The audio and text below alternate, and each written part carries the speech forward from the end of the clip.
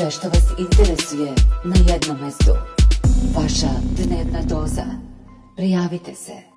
Verenik je Katie Collins ostavio 3 meseca pre venčanja, iako je ona bila spremna da stane sa njim pred oltar. Umesto da padne u depresiju, uradila je nešto mnogo bolje.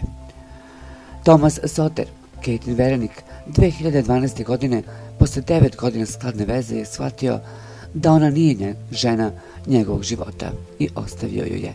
Sve je bilo spremno za svadbu, a par je potrošio preko 25.000 funti, ali Thomas je priznao Katie da se viđa sa drugom devojkom i da više nema nikakve emocije prema njoj. Srce mi je bilo slomljeno, bila sam zbunjena, ali sam shvatila da sam dugo vremena živela u iluziji. Nisam znala kuda će život dalje da me odvede. Zato sam odlučila da prodam kuću, automobil, sve vrednosti koje posjedujem i spakujem svoj život u ranac i odem negdje daleko, ispričala je Katie. Collins je sa jednim rancem obišla ceo svet, Himalaje, vulkan u Čileu, severni deo Tajlanda, džungle. Njena priča je postala viralna na društvenim mrežama, a samim tim i njen Instagram profil.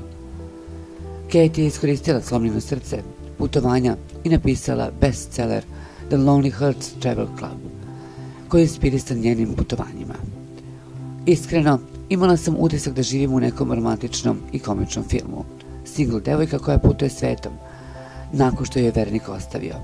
To je bila najbolja osveta. Srećna sam i već imam dogovor sa izdavačem.